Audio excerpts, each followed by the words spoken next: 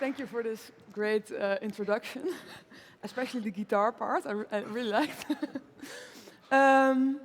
Well, I'm happy that at 10 o'clock in the morning there are actually people. We were a bit afraid that there were only going to be 5 people, but I'm very, very happy that there are so many of you. My name is Carlijn, and I'm a cartographer of society, which means that I map the invisible architectures and the invisible power structures that influences our daily life. But because they are invisible, it's very difficult to grasp them. They're often built out of agreements, of laws, or they are digital. So those kind of very important, complex structures, I try to map within the language of architecture so that we can all imagine them again.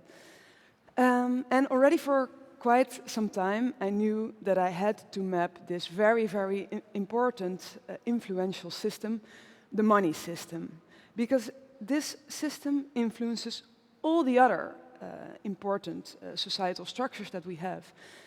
I was also... Oh, this is not working.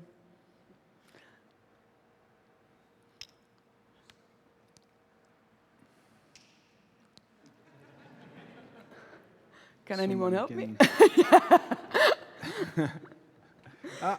Yeah. Oh, yes. Magic. Oh, maybe we get a whole all the slides now. But I was also a bit afraid of this topic because, in this time where when we talk about finance and we hear things on the news, they talk about collateralized debt obligations and asset-backed securities, and most of us are financial illiterates. So when I started researching this topic 2.5 years ago, and I went into this this fantastical storehouse of financial follies and fantasies, I was actually overwhelmed, and there were so many theories, so many books, and I got lost quite immediately, actually. So I needed very good guides to guide me through this Babylonian library of information. So that is when I first found Martijn Jeroen van der Linden. He is a professor in new finance and started a couple of years ago this movement, Stichting Ons Geld, and investigative journalist Thomas Bollen, who you see there in the back, days and days wandering within this financial world, already for 10 years, never getting enough of it. So I needed these 2 people to guide me through to this world. And I think I told them that I needed them to help me for a couple of days. But in the end, Thomas is already helping me for 2.5 years, full-time, and mapping out this world, this huge world of money. And with doing that, I stepped into this long tradition with already cartographers of old who were already doing this, mapping this important money system and telling people we need to look behind the facades, we need to look at the workings of these important monetary institutions, Central Bank of England.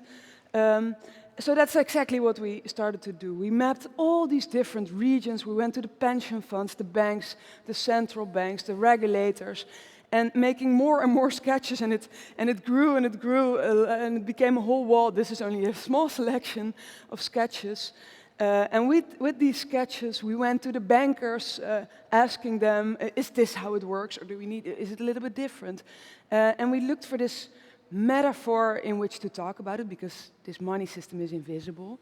So we decided to make it as a waterworks, because money flows around, because we already talk about money in this sense of water.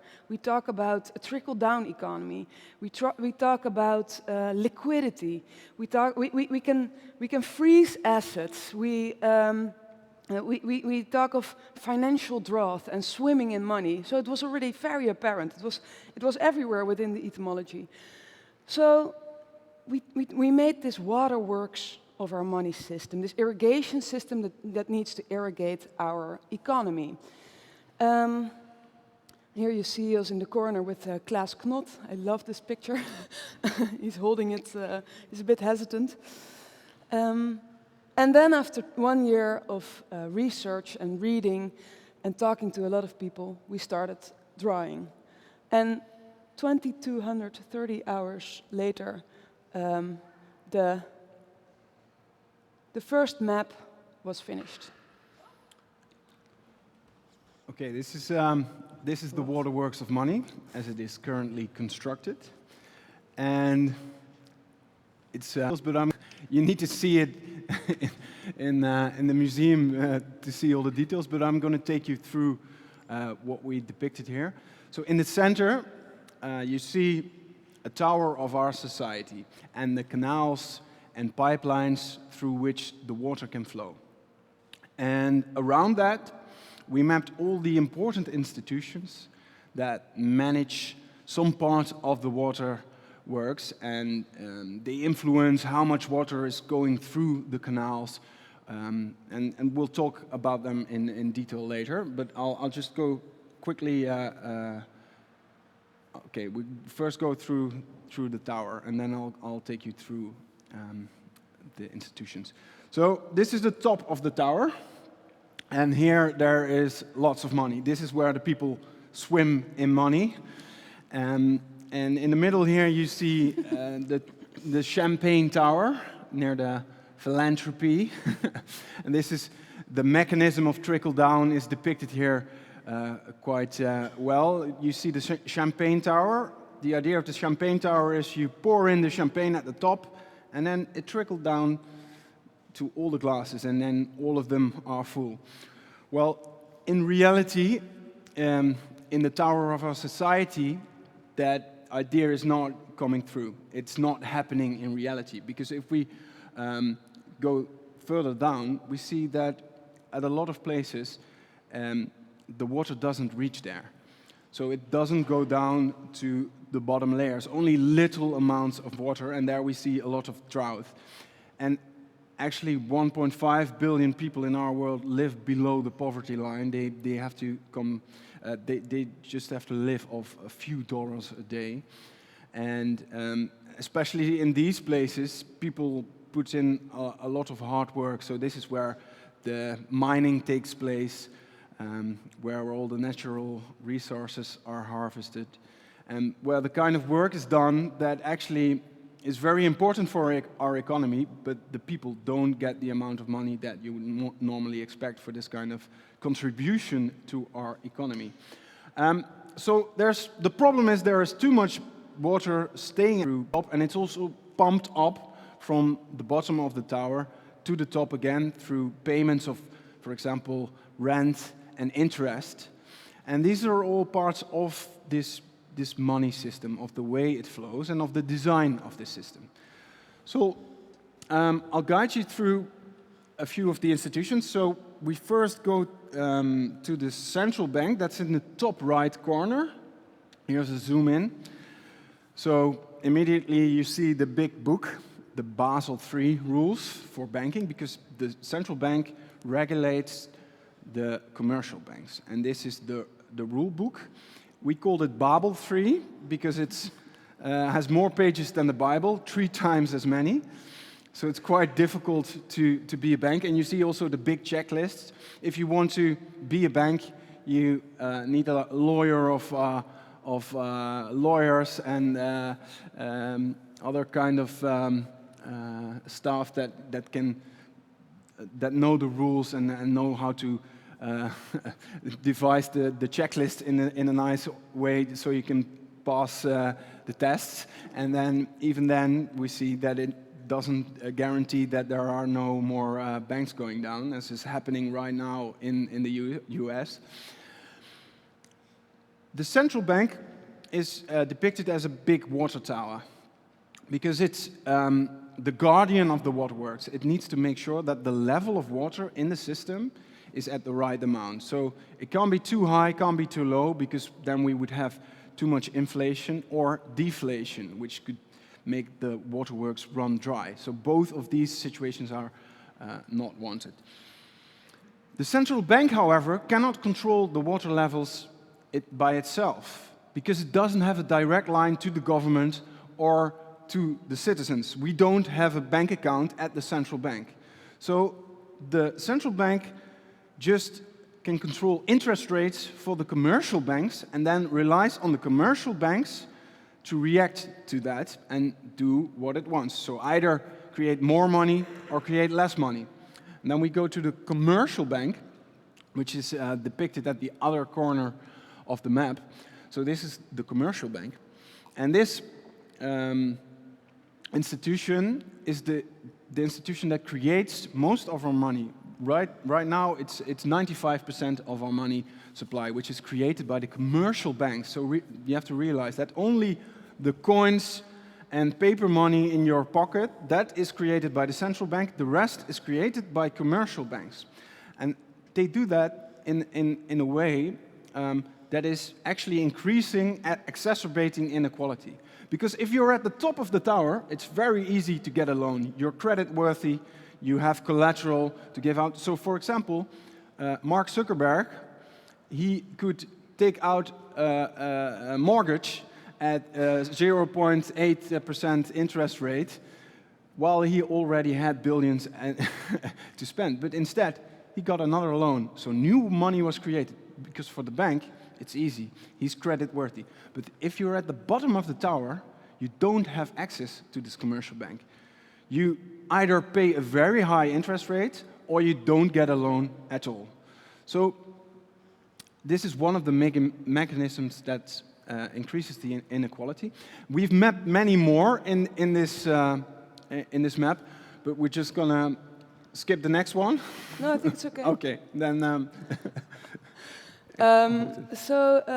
I will take you, here you see again, zoom in of the Champagne Tower, which is the model, but it's actually not trickling down. And when we go to another important player within this system, we see in the left corner the pension funds. Because we, in the Netherlands, we have a lot of savings within this pension fund. Actually, the big bassin that you see over there contains more than twice as much money, water, as runs through as the Dutch economy. So that's a lot. And we need interest on this big amount of money. Actually, it's a bit small, it's over there. We need 7% interest on this money, while our economy is actually not growing more than 2% per year. So that's already a difficulty. So where is this interest coming from, and what is the effect of this huge amount of savings on this economy? In the past, we used to invest these savings in real assets, infrastructure, or mostly in real assets, infrastructure, or building schools for society, something that actually benefits also, that benefits our economy. But now you see that the division between the investments are a bit different. So this part, actually, you see, this is the investment portfolio. This is now what we invest in real assets. It's a very small bassin. Here we see the government bonds, and here we see the money that is directly invested through the financial markets. So, for instance, it ends up at BlackRock. And BlackRock, it's possible, well, it's actually happening, invests, for instance, in buying up houses in Amsterdam. Blackstone. Blackstone, sorry. Increasing the rents, driving up the cost of living to pay another person's pension. So there again, we need to zoom out and look at the whole chain of all these mechanisms within the money system and ask ourselves, is this actually benefiting our society? So that is what we try to do within this works. And I think that's also quite important, because we showed a couple of mechanisms that are increasing inequality, that are not durable, that are not helping us finance a durable a transition. But these waterworks are not a natural phenomena. They're actually designed, and they can be changed by politicians, and therefore by us, the citizens. So it is important that we imagine these kind of structures as a whole, although they are very complex, and that even more important, we are able to imagine alternatives, which is very difficult, of course, when you are in the middle of a system like this. So that is what we did after we finished this map. We visualized, we spoke with a lot of researchers and experts on the matter to investigate alternatives, asking ourselves questions like, who should create the money? How should it be allocated? How can we control, how can we make sure that this power of creating money is not corrupted? How can it serve society? What kind of waterworks do we need? Okay. So we'll briefly take you through 3 of these scenarios that we developed. So this is a thought experiment. Let's imagine a different structure, different infrastructure. And this is the value of debt-free money. The people in this society, they look back at our world and they think, what a crazy design. Commercial banks would create money out of debt. So debt and money were the same thing, 2 sides of the same coin. That creates incentives for banks to create too much money in a boom and too little in a downturn. So then you make society very vulnerable for the business cycle. And that creates also incentives to save these commercial banks because society is dependent on these institutions. So in this world, they said, well, in this way we create too much debt and this will exacerbate inequality. We need to divide these 2 things. We need to make sure we separate debt from money. So the first thing they did was create a public system for the money supply, which is managed by a monetary authority, an independent institution, not a central bank, because it should stay away from the banks. It should be really independent. And here it works with a ledger. Your names are there, and it's a public ledger. Your money is behind it, and it's not dependent on another institution, so you don't have any credit risk on your portfolio. To make sure there's not too much money going around or staying put at the central bank, the monetary or at the monetary authority, I mean, an excess liquidity tax is being levied. If you have more than 100,000 euros and you want to keep it safe, you have to pay for it. Because we need to encourage people who have a lot of money to invest in society. And therefore, we have a free market, a real free market, so there's no safety nets, no bailouts. This is where you invest the excess liquidity, and you help other people to start a business, do things in society. And here, some changes have been applied as well, because there is the Radical Transparency Act to make sure that you can see where your euro or dollar is invested, so it makes people responsible for where their money is going. You can't just put it at a bank account and not look at it, and the bank does a lot of things. No, you can see where your money is going, radical transparency. And there's also a financial transaction tax being levied, because we want to encourage long-term investment and not go for the short-term speculation and flash trading. So this is the first world that we created. Great world, but I think it can be better. So I will take you to the agora of democratic money. Here we took a completely different direction. Because people in the old world, us, we all knew that shareholder capitalism was actually destroying our natural environment and increasing inequality. So we went to a completely different direction. It was so difficult to imagine an alternative. There is no alternative. In the bottom we see Margaret Thatcher with her Tina tiara. But after the huge financial crisis in the mid-2020s, everyone decided, yeah, we have to go in a radical different direction. One of the in the bottom, we see one of the popular landmarks of this continent. It is the ruin of the mega bank. It's a very popular destination to go on a business trip, and you see the bankers' books with the black holes with which they finalized this inequality and this destroying of the world, and at the same time hiding the risks, creating way too much debt. And you can also wander freely at the graveyards of the mega banks and the mega corporations. And the plate in front, which is actually there, reads, "Rest in pieces," in honor of the dissolution of corporate power. Because here, in the agora of democratic money, we finally realized what for so long seemed impossible. We democratized capital and power.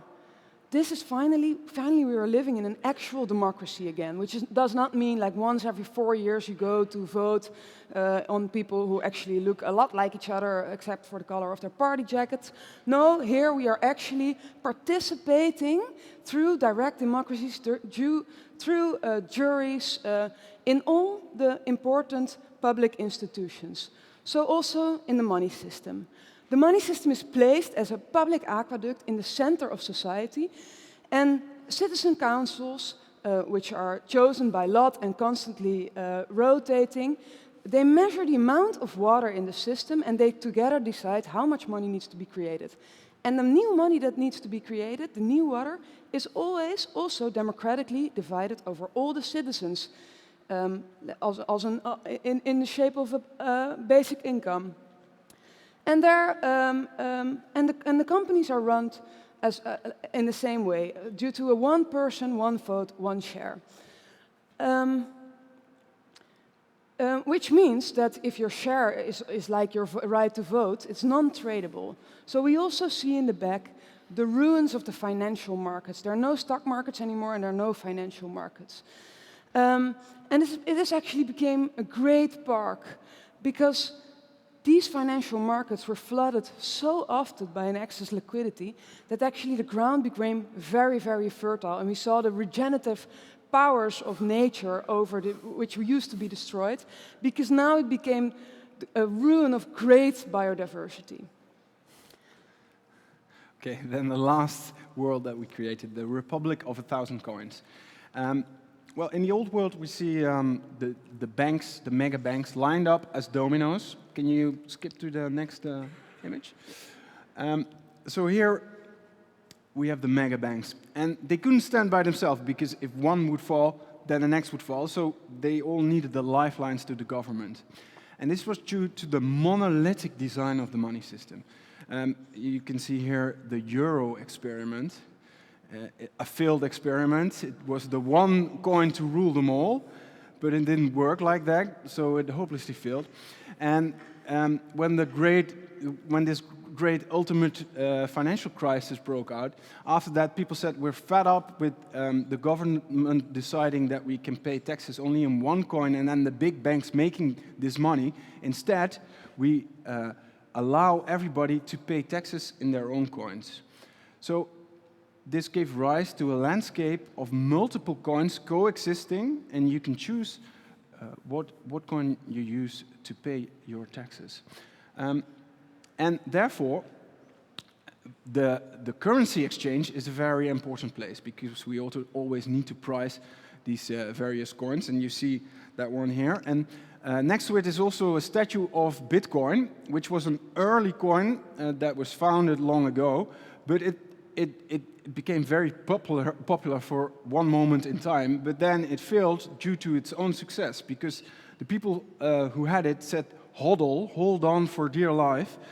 And of course, that's not what you need to do with a coin. It needs to go round to fuel the economy and not keep it in one account. So Bitcoin doesn't exist in this world anymore, but multiple other coins were founded based on different values. So the profit motive is less important now in this world, and there were a lot of coins created which had ecological and sociological values programmed into it, and it also gave rise to different sorts of communities.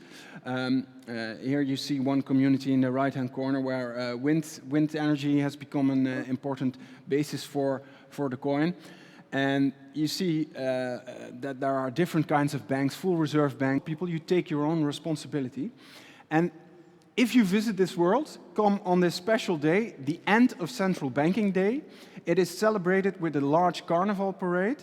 Everybody's dressed up like a central banker, wearing a boring suit, tie, and the mandatory briefcase. And it's a great party. Okay, thanks. Thank you.